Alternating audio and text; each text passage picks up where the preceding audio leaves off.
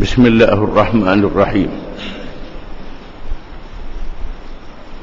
Keistimewaan dakwah para anbiya alaihimus salatu wassalam.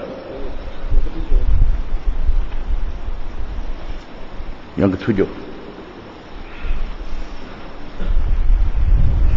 ketujuh mentarbiahkan pengikut-pengikut mereka dengan tarbiyah rabbani yang tinggi nilaian, layak dengan keimanan mereka untuk memikul amanah bersama-sama Rasul dan meneruskan ajarannya generasi demi generasi.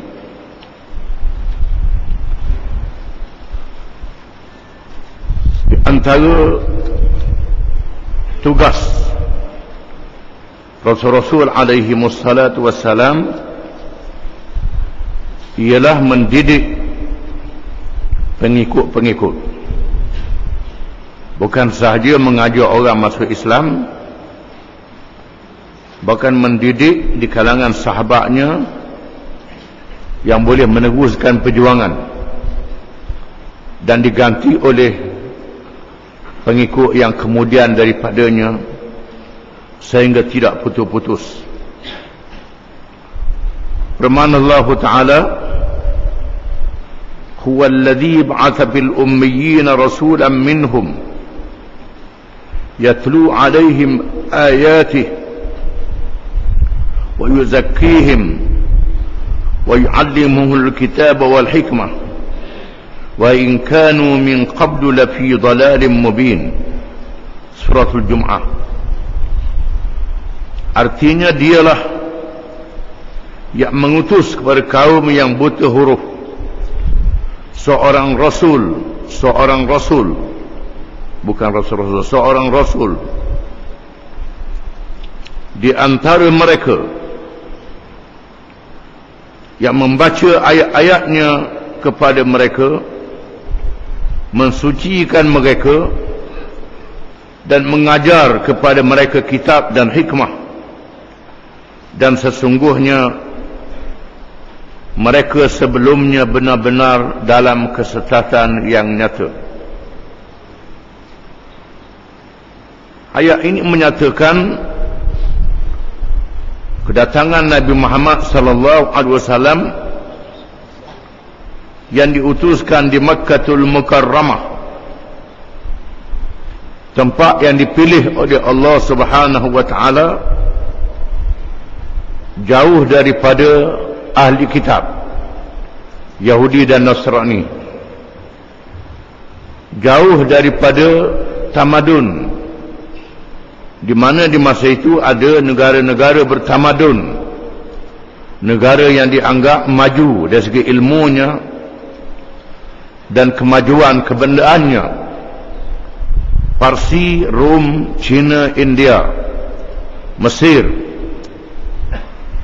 Mekah diletakkan di tengah-tengah padang pasir, bumi yang kering kontang.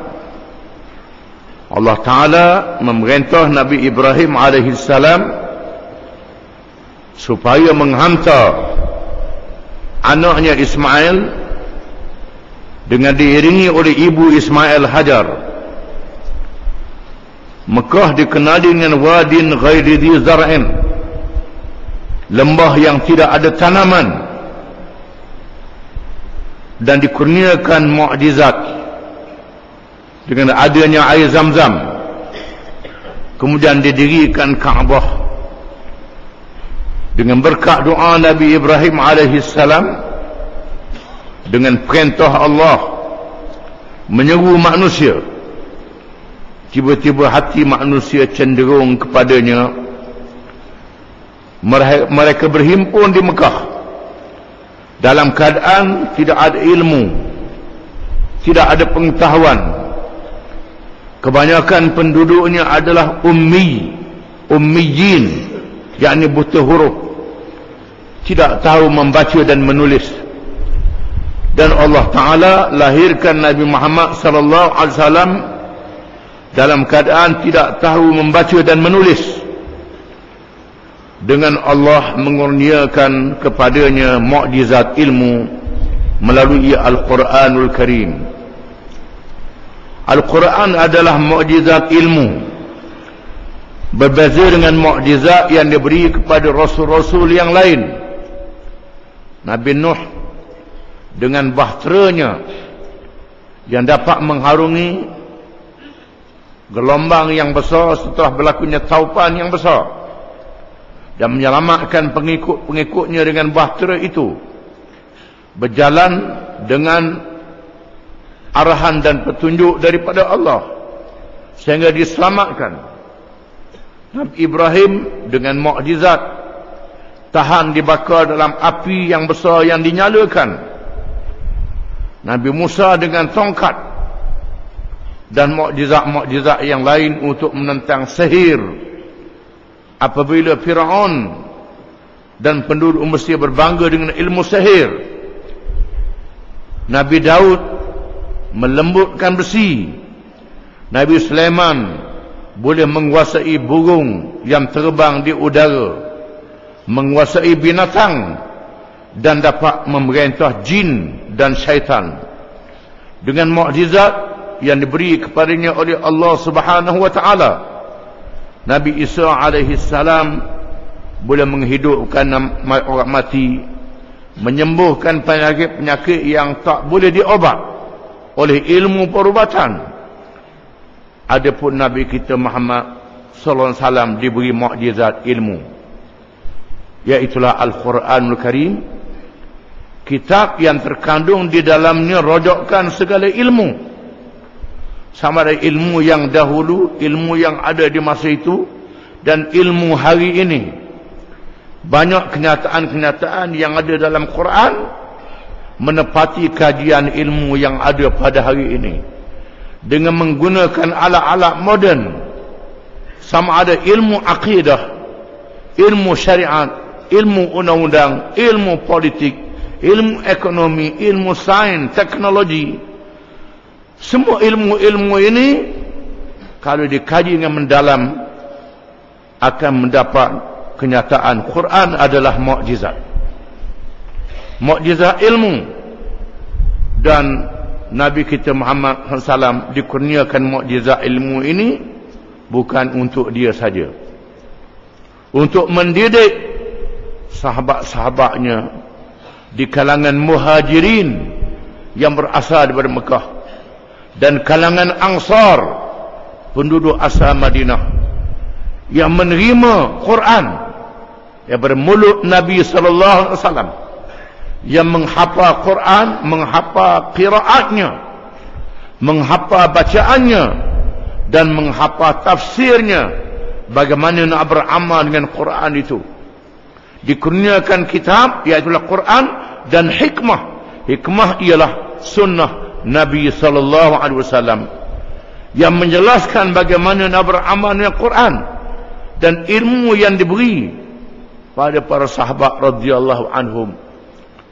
Setelah disempurnakan, Allah mewafatkan Nabi SAW, dimatikan Nabi dalam keadaan sahabat-sahabat boleh menyambung perjuangan Nabi, boleh menegakkan ajaran Islam. Bahkan ketika wafatnya Nabi SAW, Allah Ta'ala menguji dengan ujian yang dahsyat apabila kabilah-kabilah Arab mendengar Nabi Muhammad SAW sudah wafat. Ramai kabilah-kabilah yang jadi murtad, keluar daripada agama Islam, mengikut nabi-nabi yang bohong, dan gerakan ini disokong oleh Yahudi dan Kristian, disokong oleh dua kuasa besar dunia, mengikut adat katanya hancur Islam ini. Tetapi Allah Ta'ala menyelamatkan dengan kumpulan para sahabat radhiyallahu anhum yang dididik, dia tarbiyah, yang dilatih oleh Nabi sallallahu alaihi wasallam. Munculnya Abu Bakar As-Siddiq radhiyallahu an menyampaikan ucapan yang menenangkan para sahabat. Dalam kebingungan, sedih, Nabi sudah wafat. Dengan ucapannya, dengan pidatonya yang bernas, para sahabat yang bingung menjadi tenang. Antara ucapannya, bakal menyatakan, Ayyuhan nas, fa innahu man kana ya'budu Muhammadan fa inna Muhammadan qad ma'at wa man kana ya'budu Allah fa inna Allah hayyun la yamut wa ma Muhammadun illa rasulun qad khalat min qablihi ar-rusul afa imma ta'aw qutilan qalabtum ala a'qabikum wa man yanqalib ala aqibaihi falan yadurra Allah syai'a wa sayajzillahu syakirin. Wahai manusia, wahai tuan-tuan yang hadir semua, ketahuilah, barang siapa yang menyembah Muhammad, Muhammad sudah mati. Sudah mati sekarang. Barang siapa yang menyembah Allah, Allah Maha hidup, tidak mati sekali-kali. Firman Allah Ta'ala yang diturunkan ketika tersebarnya bahawa Nabi SAW telah dibunuh dalam peperangan Uhud. Allah Ta'ala menurunkan ayat. Saya nak baca balik ayat ini. Dan tiadalah Muhammad itu malaikat, dia seorang Rasul yang dilantik oleh Allah. Telah berlalu sebelumnya Rasul-Rasul yang lain. Adakah sekiranya Muhammad mati ataupun dia dibunuh, maka tumit kamu berpusing, berpaling tadah daripada Islam. Barang siapa yang tumitnya berpusing, berpaling tadah daripada Islam, dia tidak boleh, mereka tidak boleh memberi apa-apa mudarat kepada Allah. Allah Ta'ala adalah Tuhan yang maha berkuasa. Tidak ada siapa yang boleh lawan Allah Ta'ala. Walaupun seluruh dunia nak lawan Allah Ta'ala, agama Allah tidak boleh dipadamkan. Dan Allah Ta'ala memberi ganjaran pahala yang besar kepada orang-orang yang bersyukur. Bila dengar ucapan ini, maka para sahabat pulih semangatnya. Setelah sedih, pulih semula semangatnya. Munculnya Suhail bin Amar di Makkahul Mukarramah, di mana gubernurnya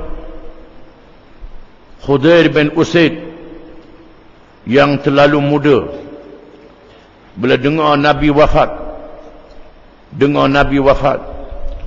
dengar kabilah-kabilah Arab sudah murtad, orang muda ni takut. Takut Nabi lantik dia jadi ketua, dia muda sangat. Muncul Suhail bin Amar. Suhail bin Amar ni ialah yang memimpin orang kafir Mekah menjadi ketua rombongan berunding dengan Nabi masa perjanjian Hudaibiyah. Dialah bila Nabi suruh Sayyidina Ali tulis Bismillahirrahmanirrahim, dia kata, aku tak aja dengar kalimah ni, tulis Bismikallahumma. Nabi kata, tulis Ali Bismikallahumma.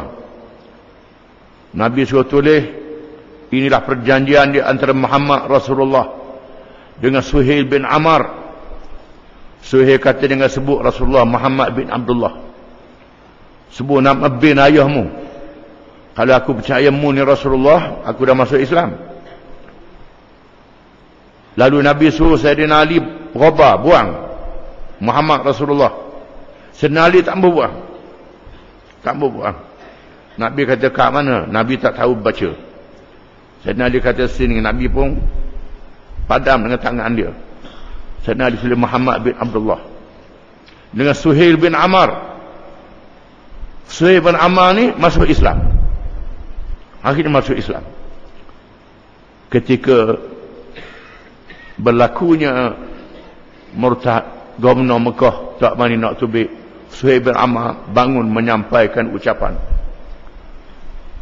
mengerahkan penduduk Mekah keluar, dan dia menyampaikan ucapan mengatakan bahawa Muhammad adalah Rasulullah. Dia sudah mati. Barang penduduk Mekah jangan murtad. Barang siapa yang murtad, aku pancung leher dia. Ucapannya yang tegah ni menyebabkan orang yang munafik takut. Selamat penduduk Mekah. Penduduk Taif, ada pemimpin dia menyampaikan ucapan, wahai penduduk Taif, janganlah kamu jadi orang yang akhir masuk Islam dan orang yang pertama murtad. Tak jadi murtad. Penduduk Maskhah dan Uman, pemimpinnya Al-Jarud, di mana rajanya mati, rajanya masuk Islam dan mati, Nabi mati, dia mati juga. Naik raja baru yang murtad. Bahrain, Maskhad, kawasan ini. Raja yang murtad ini mengarahkan rakyat dia jadi murtad. Lalu Al-Jarud yang duduk di kampung dia, panggil orang kampung dia, tanya penduduk kampung, kamu percaya ke tak Nabi-Nabi zaman dulu? Orang kampung kata percaya. Nabi Adam, Nabi Nuh, Nabi Ibrahim, Nabi Musa, Nabi-Nabi zaman dulu. Kat mana Nabi itu sekarang? Orang kampung kata mati dah. Muhammad, dia Nabi juga, mati juga lah. Mati juga. Apa salahnya dia mati macam Nabi zaman dulu? Maka aku tetap asyhadu an la ilaha illallah wa asyhadu anna Muhammadar Rasulullah. Al-Jarud. Jarud ni Nabi puji masa dia pergi jumpa Nabi masuk Islam. Nabi kata seorang yang bijak. Nama dia seorang yang bijak yang menyelamatkan Islam. Banyak kabilah-kabilah yang selamat bila pemimpin dia adalah pemimpin yang ditarbiah, yang dididik oleh Nabi SAW. Nabi sebut dalam hadis, ma min nabiyyin ba'athallahu min qabli illa kanahu min ummatihi hawariyuna wa ashab ya'khuduna bi sunnatihi wa yaqtaduna bi amrihi thumma innaha takhlubu min ba'dihim khuluf يقولون ما لا يفعلون ويفعلون ما لا يؤمرون فمن جاهدهم بيده فهو مؤمن ومن جاهدهم بلسانه فهو مؤمن ومن جاهدهم بقلبه هو مؤمن وليس وراء ذلك من الإيمان حبة خردل. Tidak ada seseorang Nabi di kalangan Nabi-Nabi zaman dahulu malaikat Tuhan jadikan di sisi Nabi-Nabi ini ada sahabat-sahabat yang dididik oleh Nabi, yang diajar oleh Nabi, yang setia kepada Nabi, yang menerima pengajarannya dan mengikut segala ajarannya. Kemudian berlalu masa yang lama, Nabi wafat, sahabat dia wafat, anak murid pula wafat, lepas anak murid pula wafat, kemudian jadi hanyut. Berlakunya penyelewengan. Berlaku penyelewengan, ada orang yang bercakap apa yang dia tak buat. Dia bercakap saja Islam, dia tak buat Islam. Dia ada kuasa. Kalau dia bercakap tak ada kuasa, lain cerita lah. Dia cakap kuasa tak ada, itu lain cerita. Ini dia ada kuasa, dia tak laksanakan Islam. Akan ada yang jadi macam ni. Macam orang dia bercakap nak pergi ke Mekah, piti tak ada, nak macam mana? Dia bercakap nak pergi ke Mekah, piti ada tak pergi ke Mekah? Dia bercakap tentang Islam, dia ada kuasa memerintah negara, tak laksanakan hukum syariat Islam. Ini jenis macam ni. Dan buat apa yang tak disuruh. Hak agama tak suruh dia buat. Hak agama tak suruh dia buat. Agama tak suruh dia buat. Kadang-kadang hak dia buat tu tak ada apa-apa. Perkara agama juga, agama tak suruh dia tambah-tambah. Contohnya Tuhan suruh Quran ni amal hukum dia. Ni dok Quran dia tulis ayat comel-comel tulis. Tulis saja, mengaji sedap-sedap dia. Suruh orang ngaji saja. Tapi tak amal hukum dia. Syariat tak diamal. Bukan main bacanya, tajwidnya, taranumnya. Hukum hakam tu tak diamalkan. Akan ada begini. Barang siapa yang berjihad menentang kemungkaran ini dengan tangannya, dia beriman. Barang siapa yang berjihad menentang kemungkaran ini dengan lidahnya, dia beriman. Barang siapa yang berjihad dengan hatinya, dengan tangan tak mampu nak cakap, tak pandai, beci dalam hati, dia beriman. Tidak ada lagi iman selepas itu. Beci dalam hati pun tak ada, wadak je. Wadak je. Ataupun setuju. Tak ada iman. Walaupun sebesar biji yang halus, Nabi kata. Sebesar biji sawi yang halus. Menunjukkan bahawa Nabi-Nabi mentarbiahkan sahabat-sahabat. Sahabat-sahabat mentarbiahkan murid-murid yang dikenali dengan tabi'in. Kemudian tabi'it tabi'in. Tabi'it tabi'in. Yang mengikut ajaran Nabi sehingga hari kiamat. Yang menerima ajaran itu secara ilmu. Bukan terima sedap cakap. Setengah orang tu dia belajar agama dengan hak sedap cakap. Tak mengaji pun sedap cakap. Ini timbul semayang batin, puasa batin. Semayang dah pakai batin, tak semayang pun. Puasa pakai batin. Haji pakai batin. Cuba berkah tengok, suruh makan batin. Berkah dia. Makan batin, minum batin. Dah suruh dia makan. Makan batin dia. Boleh tak? Tak boleh. Kena faham. Islam ni ada amalan zahir, amalan batin. Amalan ruh, amalan jasad. Ini dia Islam. Yang diajar oleh Nabi SAW. Iaitulah Islam, iman dan ihsan. Yang berkait dengan akidah, kepercayaan. Berkait dengan syariat, hukum hakam. Dan berkait dengan akhlak. Yang disebut dengan akidah, syariat dan tasawuf.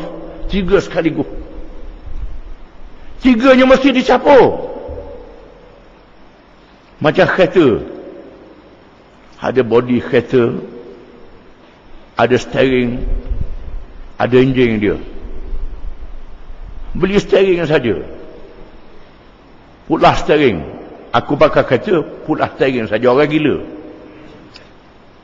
Beli enjin saja, duk start enjin di rumah. Duk pakai atas sauh je. Atas sauh je. Cubalah beli enjin, duk start enjin je. Kereta tak jalan.